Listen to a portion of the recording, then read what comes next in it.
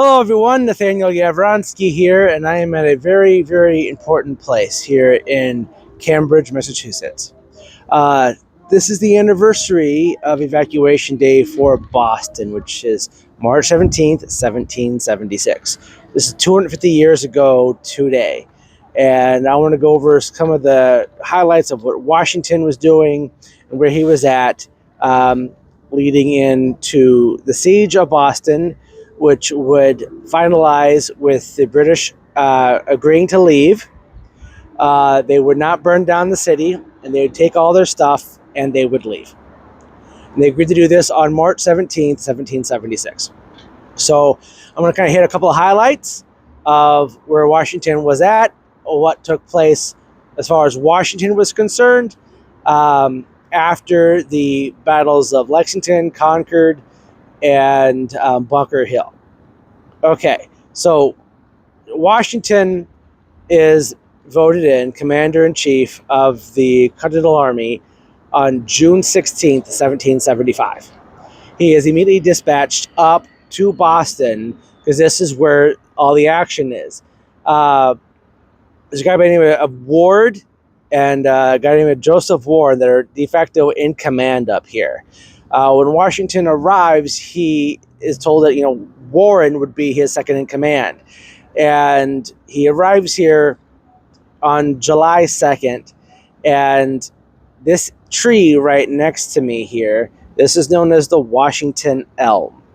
And this elm, no, it's not the original one, and I'll get to that in a minute, but it is in this spot that Washington is said to have arrived and takes command. Under this tree, Washington first took command of the American Army.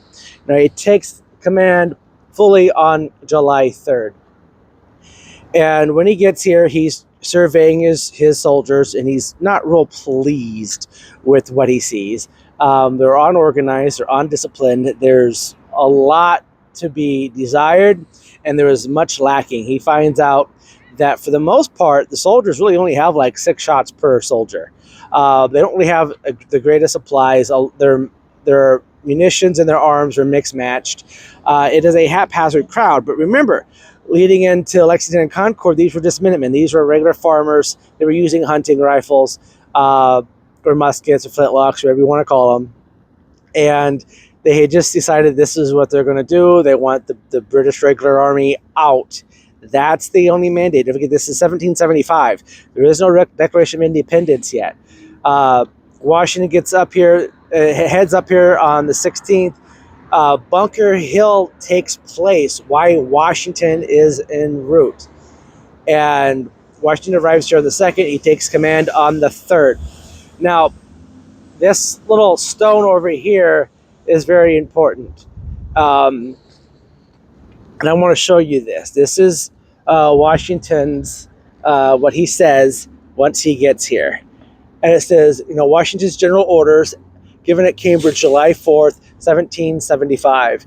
The Continental Congress, having now taken all the troops of the several colonies which have been raised or which may be hereafter raised for the support and defense of the liberties of America, into their pay and service. They are now the troops of the United Provinces of North America, and it is hoped that all distinctions of colonies will be laid aside so that one and the same spirit may animate the whole, and the only contest be who shall render on this great and trying occasion the most essential service to the great and common cause in which we are all engaged. Okay, this is Washington's general orders, and this is his kind of first discussion and as commander-in-chief of the Continental Army. Again, he says provinces, not states. The idea of the United States would come in a little bit later. So a little bit about this tree. Like I am literally just on the other side of the green from Harvard. Behind me, you can see Harvard University. This area, so this is where a majority of the troops were camping, is in this area. Washington came, he greeted his troops, and surveyed it, and then he realized he needs a headquarters, and so he's going to go search for a location. And luckily for him, there's a house that was nearby that had been recently abdicated by its original owner, John Vassall. The John Vassall house would eventually be completely seized by the U.S. government, or actually by the state of Massachusetts, and would have a really interesting history in its own right. And I will take you there after I leave this spot. But this is the area where Washington first arrived. A couple of things here that I want to show you are these cannons. These cannons here were abandoned. And there's a stone here. It says these cannons were abandoned at Fort Independence, Castle William, by the British forces when they evacuated the city of Boston, March 17th, 1776. So these are real original cannons that were here in Boston during the siege of Boston. These cannons were probably actually maybe fired at the Continental Army while they were in the process of sieging the city. And this is a kind of a very important area, and I wanted people to kind of see it. Here's another picture of Washington.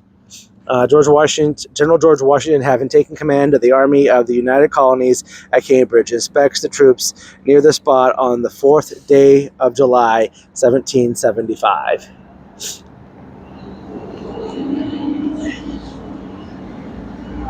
So, again, this is the Cambridge Commons. Every little town, village, and even the big cities here in Massachusetts have what they call a commons. Cambridge is not necessarily part of Boston at the time. Roxbury is not really part of Boston. Charlestown is kind of a separate thing. It's on the little different peninsula. They all have like this common area, which is generally just an area within the center of the city or town that is the common ground. It's where everyone is allowed to come. They had grazing of livestock here. People would come and have picnics. It's just kind of like that general city park. Going throughout the rest of the country, you see these parks and stuff kind of all over the place. But in colonial Massachusetts, these areas were known as the Commons. The Lexington skirmish took place on the Lexington Commons. The battle at Concord actually happened just outside of Concord at this bridge kind of north of town. And so their commons wasn't so much part of the significant aspect of what happened at Concord, but to get the troops and the soldiers were walking past that as they were pushing the British back towards Boston. So a little bit about this tree. So, it's not the original tree. So the original tree, which they did try very hard to maintain and keep going, was somewhere between like 204 and 210 years old when it finally came down. Now, what happened was they were trying to trim the branches off of it because you got to prune it so that new growth can come in. But the tree was in bad shape, and sometime between August 13th and October 26th, 1923, the tree fell over. Now, it wasn't completely dead, and they grafted some pieces off of it and started creating samplings. Now, these samplings, they replanted the sapling in 1925 here on the green, and no one's really been able to tell me just exactly which one it is. But there are a few other elms here on the Cambridge Commons, but not entirely for sure just exactly which one is the graft descendant of the original tree that would have been here. Interesting thing is, in 1925, President Coolidge on July 3rd came here to commemorate the anniversary of Washington taking command here. But so this specific area has been held as an important place. Leading into the Civil War, everyone came here and kind of gathered around the tree to show support for the Union Army. World War I, they all showed up here to show support for the U.S. Army.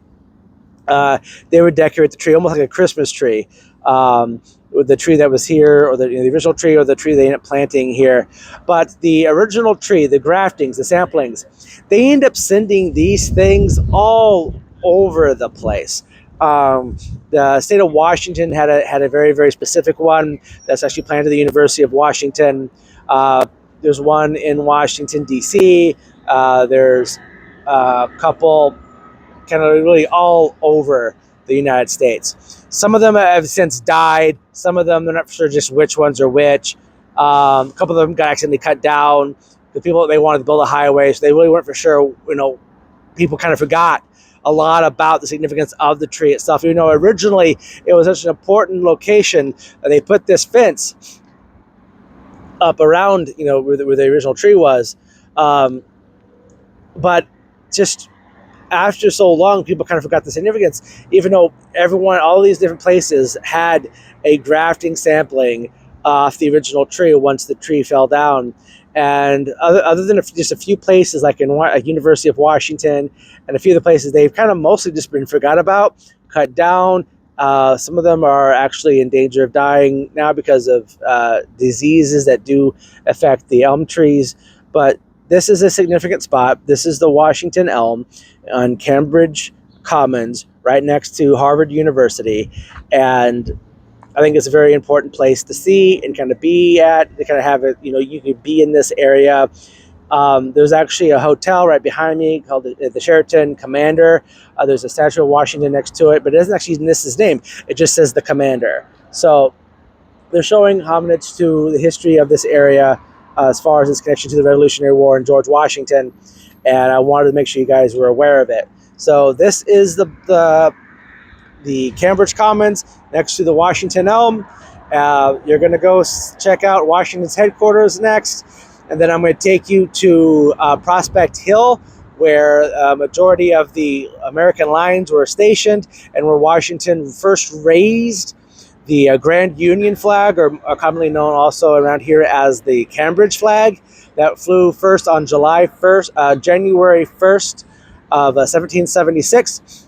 And some of the intrigue and mystery and the spy games that took place during the siege of Boston. So hope you enjoy going on this trip. Let's get moving along, and I hope you will enjoy everything. And I will end this trip by going to Dorchester Heights, where Washington moved all the cannons, and then we will make a walk through a free and liberated Boston this evening. So hope you're enjoying yourself. I will talk to you all at the very next stop.